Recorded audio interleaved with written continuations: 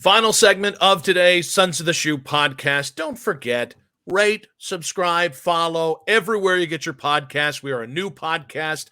We beg for your patronage, especially if you're Uncle T. Yeah, we definitely begged for his patronage on the last. I gotta say, hey, that episode did numbers though. Mr. T, maybe Mr. T was watching because decent amount of viewers on that one. I liked it. Any Uncle T's out there, even the creepers, if you just want to Venmo us some money, we will take it. We'll get that set up. Well, the dream catchers behind you might lure them in. So that's yeah, I know. I look like I'm a member of NAMBLA with this behind me. I assure you, it is my daughter's room, and it's my wife's. Nick getting ready for another Waco over here. So No David Koresh situation. No, nothing to worry about here. I just needed a temporary space because my wife actually had to work today. My wife. Now we get to the Michigan Panic Meter, and for all of those who are new to the show, we start at gray is the least level of panic, then light gray, white is neutral, then light scarlet. And then, of course, scarlet, which is the highest level of panic. I have been in the white area this whole time for the last couple of weeks, and that's where I'm staying. Like, the reality is, I think Ohio State has real deficits. I don't think Michigan's perfect either. And we didn't necessarily harp on that a whole lot because this is obviously the Ohio State side of things. I think there are a lot of Ohio State homers out there. And I'm talking about in the media. I'm not talking about fans. Fans are allowed to be homers. But I think there's a lot of Ohio State homers going too far into what this Ohio State team has proven. I am intrigued. I expect a very close game, but to suggest that I'm not as confident as I was last year, and I'm sure it's not as confident as I was 2 years ago. And I think that has to be addressed here, but I will stay in the white. I'm actually going to join you in the white. I know I was in light gray. I have moved it back sort of to the middle here. I don't know. It's interesting to me, Nick, because I do think like this feels very similar to 2 years ago with the opposite sort of storylines where it's like Michigan has no chance against Ohio State. They're just the better team. They're going to blow them out of the water. And then they sort of shock the world. Right. And that kind of, I don't want to sound cliche and coach speaky, but I do like there is some sense of, because Ohio State's kind of been tested and they've been through some things and they know they're not that, just running gun, blow you out team this year, that maybe they actually have a shot in this game. And I also always do feel like generally in this matchup, I know the last 2 years, Michigan kind of got away from them. Mm-hmm. There was even times that when Ohio State was the better team and Michigan kept it close. I think this almost is one of those throw the records out type matchups a lot of the time. So I think they can keep it close. And as we know in this sport, like, so if it's a one possession game, man, anything can happen. So I have a little bit of optimism, and more than I did probably at the start of the season where I thought this team could lose 2 or 3 games. And I'm going into it with that sort of that sort of mindset. Like, it would be awesome if they pull this off. It kind of feels like one of those weird years where like maybe they're going to shock everybody and people are counting them out. So they go out and they do it, and that'd be awesome. So we'll see if it happens, but I'm joining you in the white. All right. So with this, we're going to hold our predictions for the very last second in the show. That brings us to 4th and short. So on first down, I think with Iowa pretty much locking up, not pretty much, they're locked in to go to the Big Ten title game. I'll ask you, can Iowa challenge either Michigan or Ohio State in the Big Ten title game? If it's a Michigan, I'm going to say no, because I think we'll see similar to last year. If it's Ohio State, I guess it depends on how you define challenge them. Like, I could see them keeping it close if Ohio State gets off to one of their characteristically slow starts. Mm-hmm. But I think Ohio State would eventually pull away just because they have the talent to do it. And Iowa's always good for like 13 points. And I think Ohio State scores more than 13 points. I think Iowa can make it uncomfortable for either team. I think that defense is for real. I think ultimately they lose, but I don't see this being what was the Wisconsin year with Cardell, where it's like 40-0. Yeah. I don't see it being that. Second down. Could this be, or will this be, Ohio State offensive coordinator Brian Hartline's last regular season game as the OC in Columbus? I'm going to say no. I think he's back at least one more year.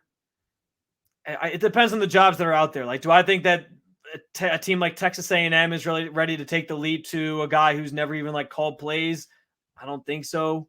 I also think Ohio State's just going to back up the Brinks truck. Like, hey, you'll hear shortly after the season ends, like, oh, we're going to give this guy another pay raise just to be our offensive coordinator. And maybe Ryan Day eventually starts giving him more responsibilities as kind of time goes on. So I think he's back one more year. But I do think like the people who just blindly assume that he's never leaving Ohio State and in some, moderate role that's not a head coach are just, they have their heads up their asses. Like, he interviewed for the Cincinnati job. Do you think that was just for shits and giggles? Like, dude, he at some point someone's going to come calling and have the money to do it, and Ohio State's going to have to either shift him to head coach or, let him go. Yeah, I think what's tough is trying to find the right job for him. Right now, there's not a lot of jobs out there. So, I don't see a Cincinnati job. I mean, obviously, Scott Satterfield, it's an unmitigated disaster, but I don't see them firing him after 1 year. And I like trying to find like the right Big Ten job. Because like it used to be, well, okay, you're a good positional coach, you're a good coordinator in the Big Ten, go to the MAC or go to this group of 5 conference. Now, I mean, I just feel like we're seeing more and more coordinators go directly to Power 5 jobs. True. And like, That's true. I don't know, would Pitt interest if Pat Narduzzi gets whacked in Pitt? Would that kind of job interest Brian Hartline? Because I'll be honest with you, I think that's a really tough first job as a head coach. I also think if you're Hartline, like you weigh it, right? Like, I feel like if you're Hartline, you have all the leverage because you can either say, I'm going to stay at Ohio State where I'm recruiting all the best receivers in the country, have a chance to win a national championship, and that's only going to increase my profile every year, or go to a team like Pitt and struggle in your first year and all these different things. So I don't know. I don't know if he's going to make a leap like that. I think it has to be the right job for sure. I don't know if it's out there. Like Indiana's not going to do it for him. No. Let's see. Houston, I mean, I know that's where Tom Herman went, but again, I don't think if those jobs open up, I don't think there's a really great job for him. Here's a quick question. If Ryan Day gets canned, if they lose to Michigan and he gets canned, is he on the table for Ohio State to give him the job? I mean, I think he'd be on the table. I don't think he should be the first guy up. I think you approach Vrabel. I think you approach Fickle. I think you go to all the guys who've been waiting for their chance. I don't think you go to Urban for obvious reasons. He's too busy goosing young co-eds. Oh, Irby 2 did. Now, that being said, let's move to third down. And this is a moment of bliss, as it were, from Dave Holmes of WBNS in Columbus. He has rewritten the Pure Michigan campaign for the good folks in Ann Arbor. No Tim Allen on this one. No Tim Allen, although I'm sure he would have done it for the right amount of money.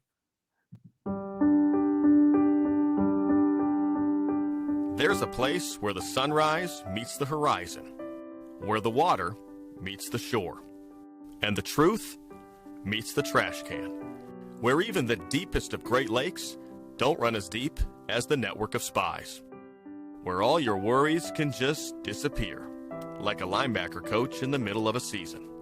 It's a state of beauty, a state of tranquility, but above all, a state of denial.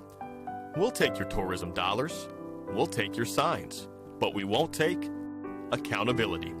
Because joining our voices together to sing Hail to the Victims, it's got to be America's team, is Pure Michigan.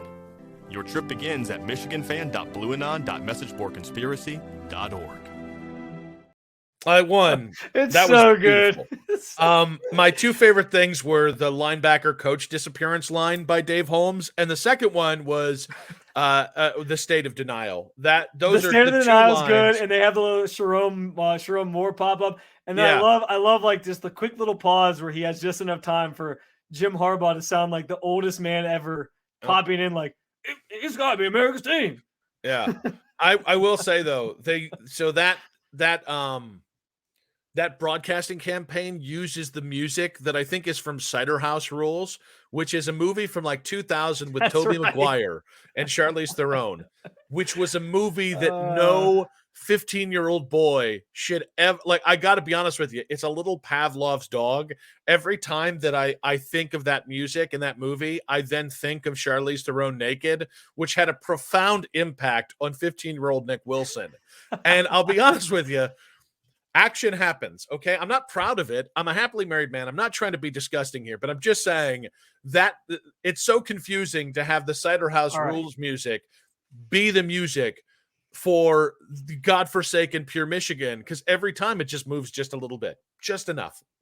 All right. Well, I think that we've had enough peens on this show to. I think we can table that. That's for sure. The number one peen show in all of college football. Number one college football peen show. That's yes. Not enough of that in college football. Fourth down. Where will Ohio State be ranked this week? They're gonna stay where they're at. They're gonna stay 2. I don't think there's much change with. I honestly think the bigger question is what happens with Florida State now that Jordan Travis is out. I think that's the only change you could see. I think it's going to be Georgia State, same spot. They're going to keep Ohio State and Michigan where they're at. Michigan had a little tougher game against Maryland. Ohio State took care of business and theirs pulled away. So it'll be 2 versus 3 going into Ann Arbor this weekend. And then I think 4 is where it gets interesting because you have Washington, who still has the best win at this point in the country. And you have Oregon, who I think when they meet a second time, I think Oregon is poised to maybe even leapfrog them. And I think Florida State's quarterback situation really, I mean, it's hard because do you pull them out just because of that, or do you give them a chance to prove that they still belong? That's, I guess, the question. I don't know. I think Ohio State is ranked 2, though. But I think next week, to your point earlier in the show, I think next week could be really intriguing if Ohio State beats Michigan. And honestly, I think it's intriguing if Michigan beats Ohio State, especially if either team wins in a blowout. And that brings us to prediction time, Spencer German, for the big game. Ohio State, at the moment, I just looked, is a 3.5-point dog on the road. The over-under is set at 46. Where are you going with this? I really didn't want to do this. I was trying to stay away from any predictions because I've made some bad ones of late. But I'll say that makes me want you to predict it even more. I'm gonna say Michigan 31, Ohio State 27. Oh, did we just predict a loss, young man? Wow. You should know this about me by now. I set myself up to be pleasantly surprised. So that when I come in on Saturday night after the game, if they win the game, I can just be this guns a-blazing, throwing out slander at Michigan, laughing at Sharon Moore, crying again. Like I'll have all the ammunition I need if they somehow pull this win off because I set myself up to be disappointed, and then I'm less disappointed if they lose. You've been the bigger homer. Ever since Sharon Moore cried, you've been the bigger homer on the show, and now you're making me set up to be the bigger homer because I have Ohio State winning 24-20. No, you don't. You did this. You did this just because I picked them to lose. That's exactly what this is. Ohio State 24, Michigan 20, and I am very terrified of this game. But I honestly think, like, if you're Michigan, I think Marvin Harrison Jr., Travion Henderson, Emeka Buka coming back big in the Michigan game, and that Ohio State defense are enough to scare you as well. 24-20, Ohio State wins in the big house, and they are on to the Big Ten title game. Is that no? You went over too. I was going to say, is that the under? Oh no, the over. So it's I actually clear the under by 2 points. Yeah, because the over is 46 points, at least as I was looking at it just 2 moments ago. All right, guys. Once again, we're here to beg. Please rate, follow, subscribe to the Sons of the Shoe podcast, wherever you get your podcast. We're going to see if we can pump out a couple extra episodes. Of course, we're going to have the live college football playoff selection show rankings reaction. Good God, that was a lot of words in a row.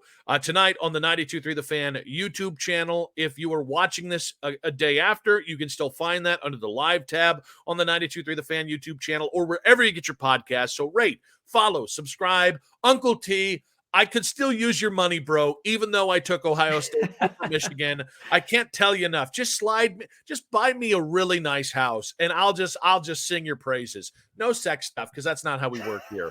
All right? I'm not a sex worker, and you wouldn't want me to be. All right, guys. Ohio State over Michigan. It's going to happen. We'll see you later in the week.